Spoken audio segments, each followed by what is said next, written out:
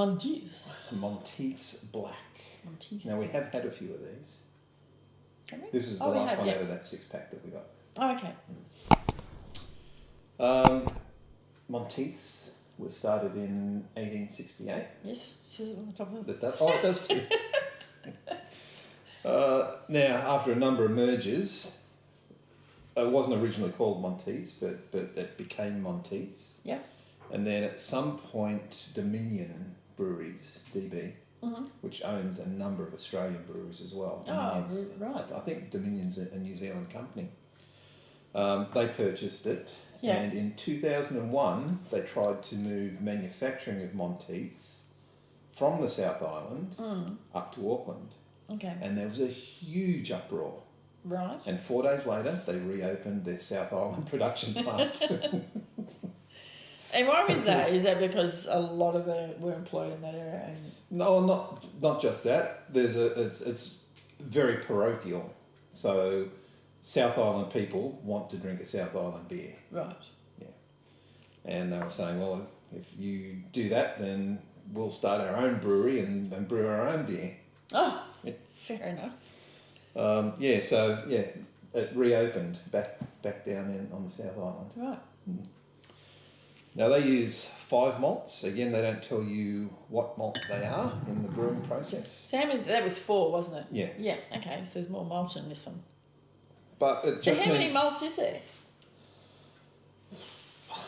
hundreds. Really? Even dark malts, there are dozens and dozens So of them. is malt...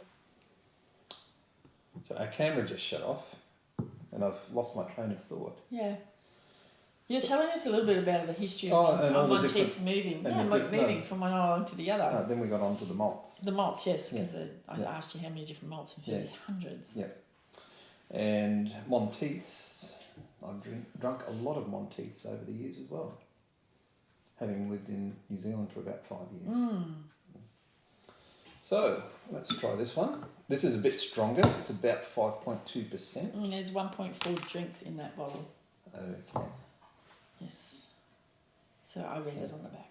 So New Zealand beers do the same. Yeah, they follow. Well, I suppose Australia and New Zealand are fairly closely tied, so we do the same things. We have the same standards.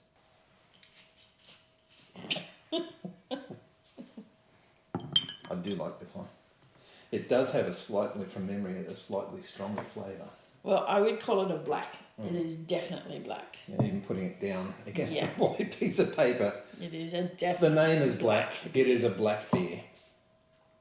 Yeah. Oh wow, the smell! You're definitely getting coffee off that. It is. You know, it's hard to tell. It's clarity.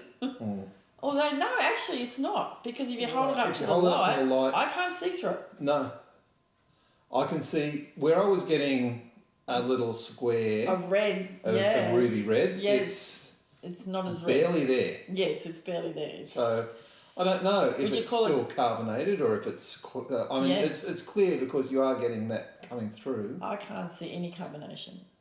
That is not clear. Like it's No, I can't see. very, any- very I dark. can't see any yeah, carbonation. yeah. The head has Dissipated really quickly, hasn't it? Yeah. But when it was poured, it was very messy like, because you said, Yeah. "Oh, look at that." Yeah. Oh, yummy. Carbonation, like I would call 0, none.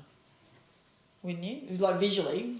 Looking through the top, I can still see bubbles rising, but not very quickly. Yeah. Well, if it is, it's very, very slow. All right, let's But it's go very for easy. the aroma. And they're starting to warm up too. Oh, yeah, coffee. Coffee, chocolate, Yeah.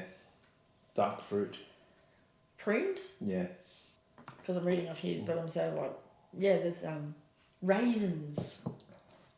Maybe it's more Yeah, raisiny raisins. Yeah, than. Oh, imagine a drop of rum in here. Rum and raisin. definitely coffee. Definitely, I can smell raisins. A hint of chocolate. Yeah. Just a very, yeah. very like There's a more- dark. It would be a dark chocolate Yeah. if it was anything. Yeah, there's a lot more coffee than there is chocolate. The lacing on the side is falling off. That's not staying up there. Cloves. Okay. Can you get any cloves in it, or any? Can you get any spices? If it was a Scotch, I'd say I was getting some barrel spice, Yeah. like that woody spice. Well, the spices that they reckon you get in beer is like cloves, cinnamon, vanilla, white pepper. Maybe that's it. Yeah. Maybe pepper. Maybe it's like a pepper. It's interesting.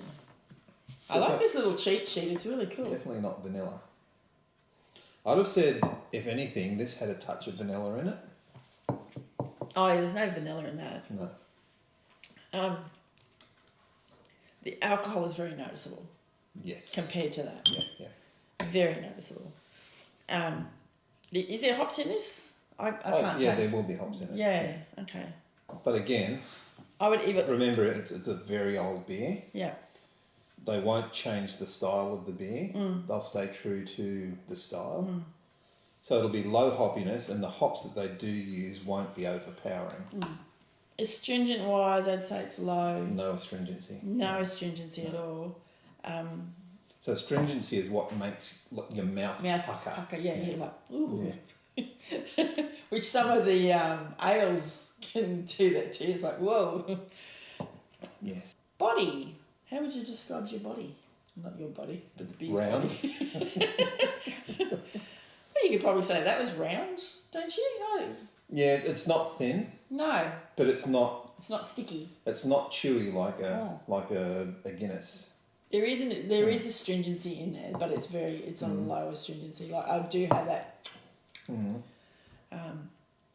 feeling. Low carbonation. A couple more sips, and there is some of that hop characteristic coming through as well. It doesn't hit you straight up, so I guess it's quite mild. And when you feel it tasting that hoppiness, what do you get out of that?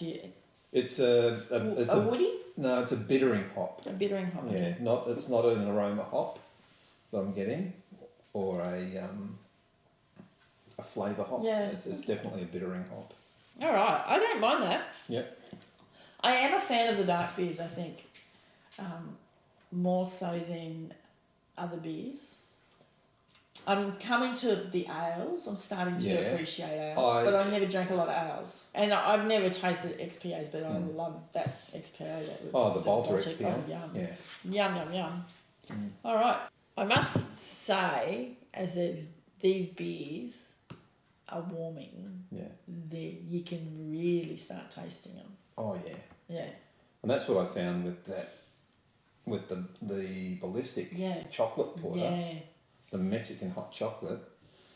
When it was cold, you got that the burn on your tongue, but as it warmed up, you got the chocolate grittiness, and then you got the burn. Yeah. You definitely got the burn though. Yeah, which is And interesting. I like that. It's interesting because I was reading somewhere that the darker beers you should be serving them between 7 to 13 degrees Celsius. Yeah. And yet we tend to drink these beers when it's when they colder. When they come off, like in a colder environment. Oh, yeah, but that's why you do it. You let them warm up a bit because you drink them in winter. So they're a slightly warmer temperature. They're not bringing your body temperature down by drinking them. Oh. But the other thing is, when you go to a pub and you order them, they come off the tap. Yeah, at and you've got to let them sit. Yeah. So that's when we do tasting plates, and then we get a range of beers, and we normally go through the ales and the lagers and the XPAs, and we'll get 4 of them, and we'll always get a dark beer, and that's always the last one we'll drink. Yeah. So that it's actually temperature has dropped a bit. It's got a time to come up. Yeah. So we can actually taste it. Yeah.